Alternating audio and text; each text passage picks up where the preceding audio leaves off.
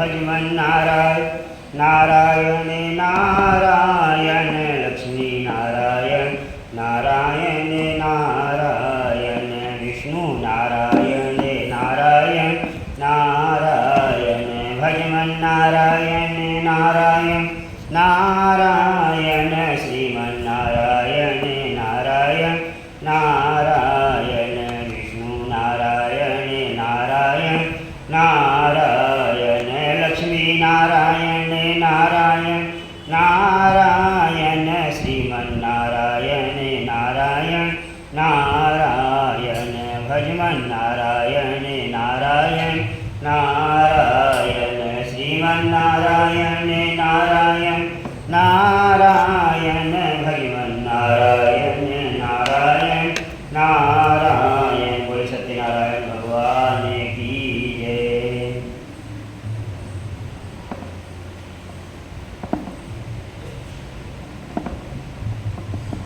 सत्यनारायण व्रत कथा प्रथमो अध्याय। बोले सत्यनारायण भगवान की जय। एक समय में सारा तीर्थ में 47,88,000 ऋषियों ने श्री सूत जी से पूछा, हे प्रभु, इस कलयुग में वेद विद्या रहित मनुष्य को प्रभु भक्ति किस प्रकार मिलेगी, उनका उद्धार कैसे होगा? इसलिए मुनिश्रेष्ठ कोई ऐसा तक कहिए जिससे थोड़े समय में पुण्य प्राप्त हो तथा मनवांछित फल मिले। ये कथा सुनने की हमारी इच्छा है।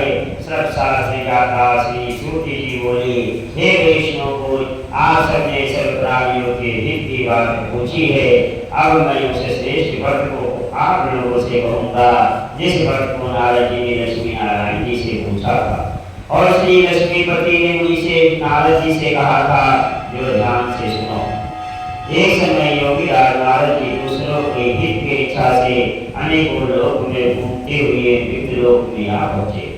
वहाँ बहुत योनियों में जन्मे हुए प्रायः सभी मनुष्यों को अपने कर्मों द्वारा अनेक दुखों से पीड़ित देखकर नारद मुनि सोचने लगे, क्या उपाय किया जाए जिससे इनके कष्ट दूर हो।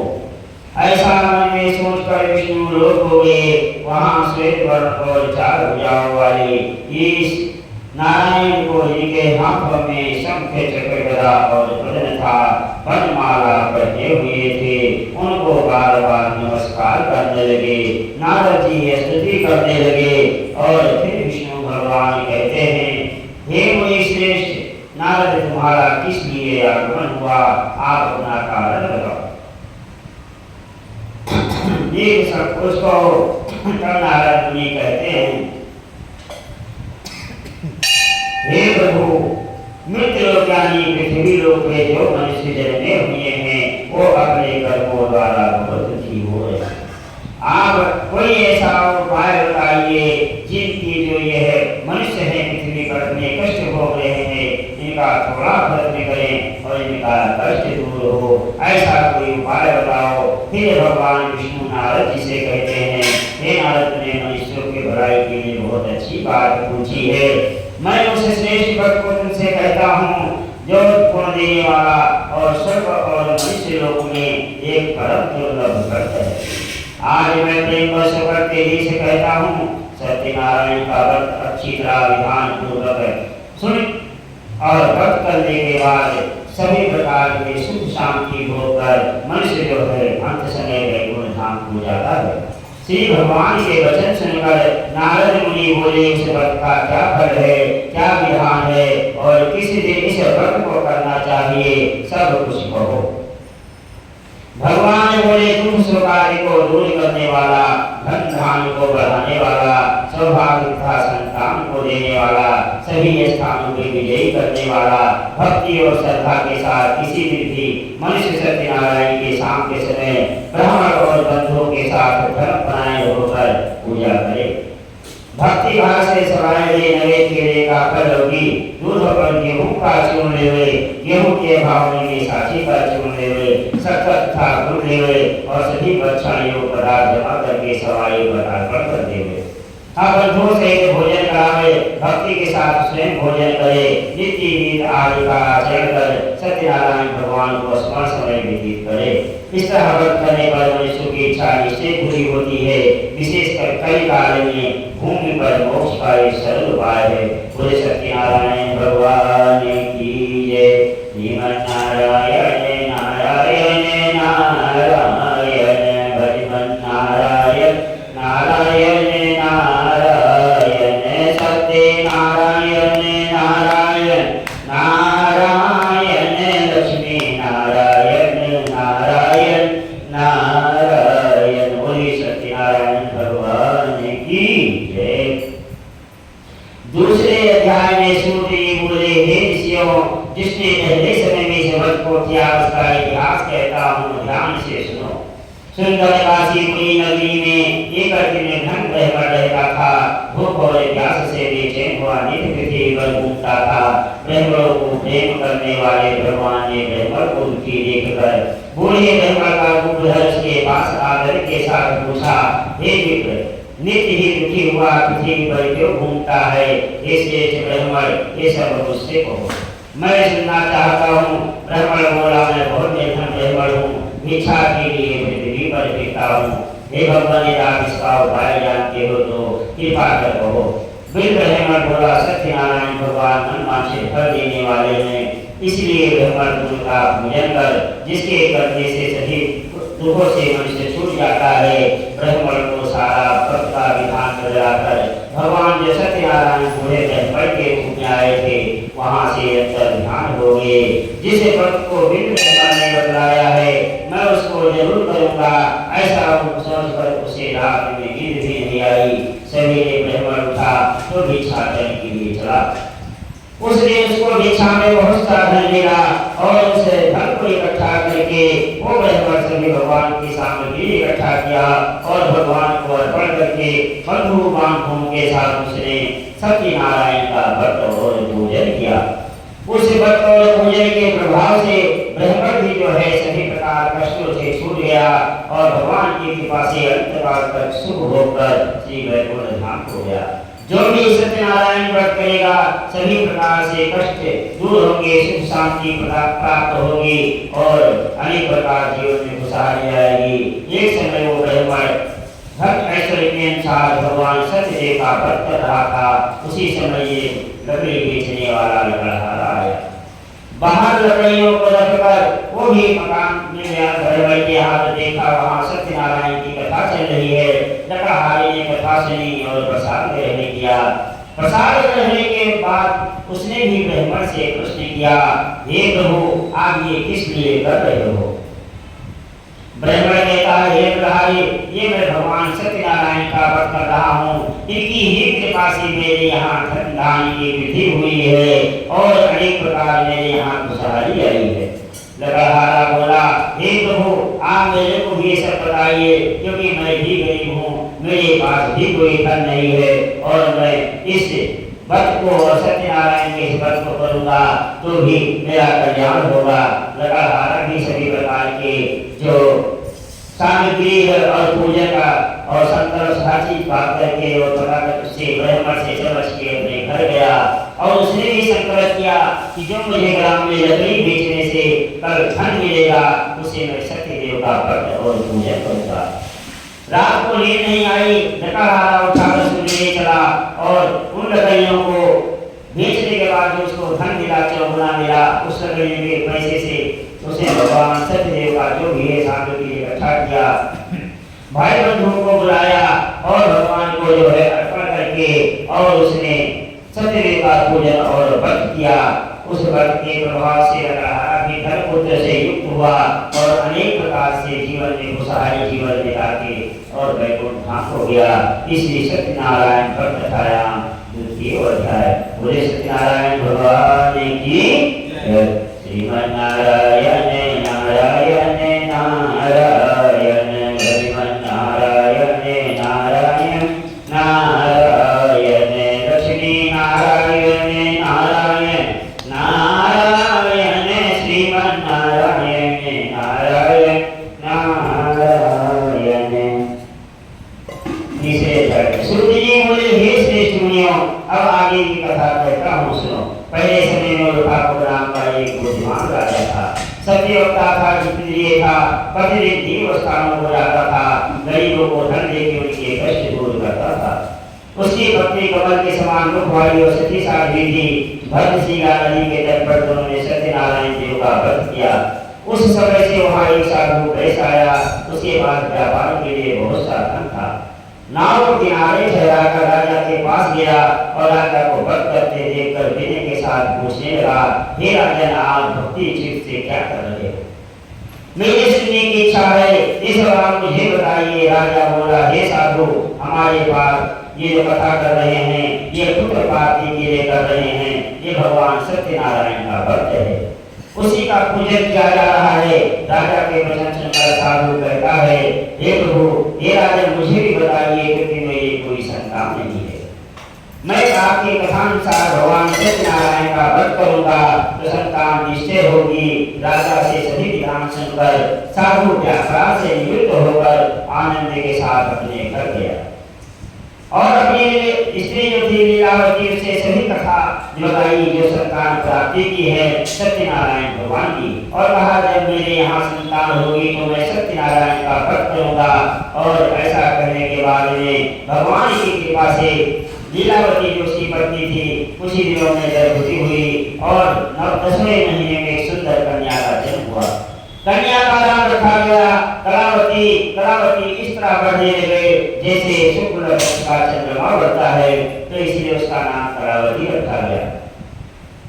फिर पत्नी लीलावती जो है वो साधु से कहती है, हे स्वामी, आपने जो संकल्प किया था सत्यनारायण का मैं व्रत करूंगा, उसको करिए। साधु कहता है, हे प्रिय, हम इसके विवाह में करूंगा। अपनी पत्नी को आश्वासन दे वो नरक हो गया। कलावती जो है पितृगृह में यानी शादी के योग हुई तो साधु ने जब नगर में सखियों के साथ लड़की को अपने देखा तो दूत को कहा, लड़की के वास्ते एक सूर्य भर देख कर लाओ। दूत कंचन नगर पहुंचा, बड़ी देखभाल करके बड़े पुत्र को लेके आया।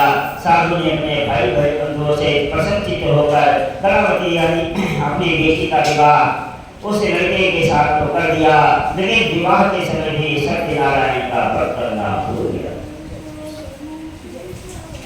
और इस भूल के कारण भगवान सत्यनारायण क्रोधित हुए और श्राप दिया, तुझे दारुण दुख प्राप्त होगा। अपने काम में कुशल साधु बनिया अपने जमाता से समुद्र के समीप रत्नपुर नगर पहुंचा। वहां दोनों ससुर जमाई चित्रकेतु राजा के नगर में पहुंचे और व्यापार करने लगे। एक रोज भगवान सत्यनारायण की माया से प्रेरित हो चोर राजा का धन चुराकर शीघ्र जा रहे थे, किंतु पीछे से राजा के दूतों को आता देखकर चोर ने घबराकर भागते भागते धन को वहीं चुपचाप रख दिया जहाँ वो ससुर जमाई ठहरे हुए थे। तब दूतों ने उस साधु वैश्य के पास राजा के धन को लेकर देखकर दोनों को वहां देखा कि चोरी का धन तो इनके पास ही रखा हुआ है, तो दोनों को बांध कर ले गए और जाकर राजा से कहते हैं कि मतलब ये हम दो चोर पकड़ कर डाले हैं, क्योंकि चोर भागते भागते धन तो नहीं रख दिया था, तो दूतों ने समझा चोर यही है। राजा ने कहा इनको कठिन कारावास में डाल दिया जाए, जितना इनका धन है उतना छीन लिया जाए, और उसी श्राप द्वारा जो है घर पे चोरी हुई, घर का इतना धन था सब चोर चुरा कर ले गए और घर पे भी कष्ट आया। भगवान की कृपा से कलावती पड़ोस के घर में गई, वहाँ देखा कथा हो रही है। सत्यनारायण व्रत कथा देखा तो वहीं बैठ गई, कथा सुनी, प्रसाद ग्रहण करके शाम को घर आई तो माता कहती है, हे कलावती, ये बेटी तू कहाँ गई? तो कलावती कहती है, माँ मैं पड़ोस के घर में ब्राह्मण के यहाँ कथा हो रही थी, मैं वहीं बैठी हुई थी, कथा सुन के प्रसाद ग्रहण करके आई। तो माता ने जो है तुरंत ये बात सुनकर भगवान सत्यनारायण की पूजन की तैयारी करने लगी और भगवान की जो सत्यनारायण का पूजन किया, सभी प्रकार प्रसाद को अर्पण किया और सत्संग किया। भगवान जो है सत्यनारायण से लीलावती ने प्रार्थना की, मेरे पति और दामाद कहीं भी हो तो शीघ्र आ जाओ, मेरे परिवार से कोई गलती हुई है उसको आप क्षमा करें। ऐसा जब उसने प्रार्थना किया तो भगवान सत्यनारायण संतुष्ट हुए। चंद्रकेतु को राजा को जाके स्वप्न में दिखाई दिए और कहा, हे राजन, तुमने जो बंदी वैश्य रखे हैं उनको प्रातःकाल ही छोड़ दो, नहीं तुम्हारा धन पुत्र आदि मैं नष्ट कर दूंगा। और ऐसा कहकर भगवान सत्यनारायण वहां से अंतर्ध्यान हो गए। सूर्य राजा चंद्रकेतु राज्यसभा में आए और अपना स्वप्न सुनाए और कहा दोनों बंदी गए से छोड़ा जाए। उनको राजभवन में लाया गया और वहां लाने के बाद इन्होंने उनको कहा, राजा ने, हे साधु, जो तुझे कष्ट मिला है किसी पापी वश मिला है, तेरे को कोई भय नहीं है, जितना धन लिया था उससे गुना लिया, नए नए वस्त्र भूषण पहनाए और दोनों को कैद से मुक्त कर करके कहा अब आप अपने घर चलिए। दोनों फैसले वहां से छूटे तो अपने को मंगलाचार करके अपने घर की तरफ चल दिए। इसी सत्यनारायण व्रत कथा कीर्तिवध्याय। बोले सत्यनारायण भगवान की जय। श्रीमन्नारायण नारायण नारायण भजमन नारायण नारायण नारायण श्रीमन्नारायण नारायण नारायण श्री नारायण नारायण नारायण राम नारायण नारायण नारायण श्याम नारायण नारायण नारायण। बोले सत्यनारायण भगवान की जय। सूर्य जी कहते हैं, हे ऋषियों और सुनो, वैसे मंगलाचार की यात्रा आरंभ की तो भगवान फिर सोचे चलो इसे मिलते हैं। थोड़ी दूर पर ही वहां पहुंचकर डंडी के देश में भगवान साधु से मिलते हैं और कहते हैं, हे साधु, तेरी नाव में क्या भरा हुआ है? साधु हंसते हुए कहता है, क्यों डंडी, आपको धन लेने की इच्छा है? मेरे नाम में था भेद था, पत्ते भरे पड़े हैं। ऐसा कहकर भगवान डंडी कहते हैं, जो तू कह रहा है तेरी वचन सत्य हो। थोड़ी दूर पे जाकर डंडी भगवान उसी समुद्र के किनारे बैठ गए और अपना तपस्या करने लगे। इधर साधु ने अपनी नौका देखी तो नौका में जाके देखा तो झाड़ भूखी भरा हुआ है। वो सोचने लगा ऐसा क्या हुआ, वो मूर्छा खा के गिर गया। मूर्छा खुलने पर दामाद कहता है उसका दामाद कहता है, ये जो काम हुआ है ये सब भगवान डंडी का श्राप है, हमको उनके शरण में चलना चाहिए। साधु उठा और दामाद से दोनों डंडी के शरण में गए और उनके शरण में जाके उनको बार बार प्रणाम कर रहे हैं और बार बार उनको नमस्कार करके कहते हैं, हमने आपसे सत्य वचन कहा था, क्षमा करो। ऐसा कहकर महान शोकाकुल रोने लगा। तब डंडी भगवान ने बोले, हे बड़े पुत्र, मेरी आज्ञा से तुझे बार बार दुख प्राप्त हुआ है, तू मेरी पूजा से भी दुख हुआ है।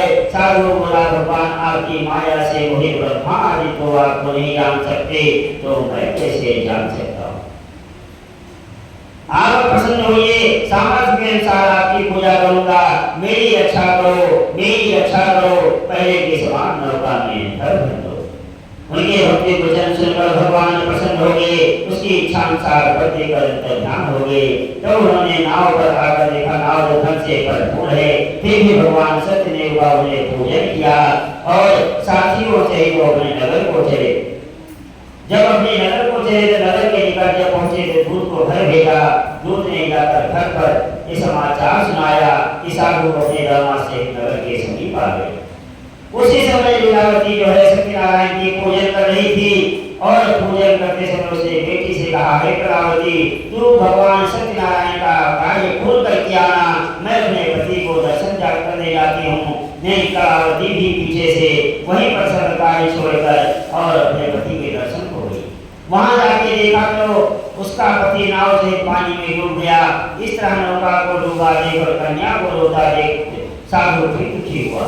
बार बार भगवान सत्यनारायण से प्रार्थना करने लगा और कहा, मेरी जो भूल हुई है, मेरे परिवार से भूल हुई है, उसको क्षमा करो, क्षमा करो। उसके दीन वचन सुनकर सत्यदेव प्रसन्न हो गए और आकाशवाणी हुई, हे साधु, तेरी कन्या मेरे प्रसाद को छोड़कर आई है। इस देश का पति अनिष्ट हुआ है, ये घर जाकर ये प्रसाद खाकर लौटे तो इसको पति अवश्य मिलेगा। आकाशवाणी से ऐसा सुनकर कलावती घर पहुंची और भगवान सत्यदेव का कार्य पूर्ण करके प्रसाद ग्रहण किया।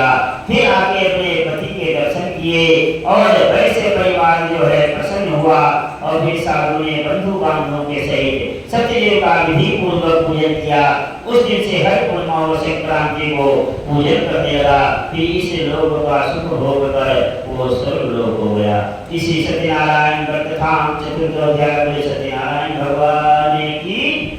श्रीमन नारायण नारायण नारायण भजमन नारायण नारायण नारायण लक्ष्मी नारायण नारायण नारायण विष्णु नारायण नारायण नारायण। सत्यनारायण भगवान की जय। पांचवें में सूर्य जी कहते हैं, हे ऋषियों, मैं और भी कथा कहता हूँ, सुनो। पहला पालन में तुम नाम का भी राजा हुआ। उसने भगवान का प्रसाद त्याग कर बहुत दुख पाया। एक समय वन में जाकर शिकार करके जब वापिस आया तो वहाँ ग्वाल कथा कर रहे थे। ना तो उसने नमस्कार किया और जब उसके सामने प्रसाद रखा गया तो प्रसाद को त्याग कर अपने सुंदर नदी हो गया। जब अपने नगर पहुंचा तो भगवान की माया से उसकी नगर जो है सब सहेज सामने हो गया और जब ये देखा तो बहुत दुखी हुआ। लेकिन उसके मन में विचार आया, ये सत्यनारायण की माया। वापस वो ग्वालों के समीप आया और बोला, हे ग्वालों, मैं भी सत्यनारायण का व्रत करना चाहता हूँ। ग्वालों ने सभी सामग्री इकट्ठा करके दी। राजा ने व्रत किया। व्रत करने के बाद प्रसाद ग्रहण किया। प्रसाद ग्रहण में जो अपनी नगर हो गया तो नगर उसका करने के जैसा भी। जो भी सत्यनारायण व्रत करेगा, अच्छी तरह ध्यान पूर्वक करेगा, वो अनेक प्रकार से भोग कर वैकुंठ धाम हो जाएगा। जो मनुष्य इस परम दुर्लभ व्रत को करेगा, भगवान की कृपा से धन दान की वृद्धि होगी और ये धन धनी होते हैं, बंदी बंधन से मुक्त होते हैं, निर्भय हो जाते हैं। संतानहीनों को संतान प्राप्त होती है। सभी मनोरथ पूर्ण होकर चित्त समय वैकुंठ धाम हो जाते हैं। जिन्होंने पहले इस व्रत को किया उसके दूसरे जन्म की कथा कहता हूँ, सुनो। वीर सतानंद ब्राह्मण सुदामा का जन्म लेकर मोक्ष को पाया। उल्का मुख नाम का राजा दशरथ होकर वैकुंठ को गया। साधु नाम वैश्य जो था वो फूल बनकर अपने बेटे को आने से चीर कर और भगवान को अर्पण कर दिया और मोक्ष को प्राप्त किया। महाराज तुम देखे स्वयंभू होकर भगवान की व्रत को मोक्ष को प्राप्त किया। बोले सत्यनारायण भगवान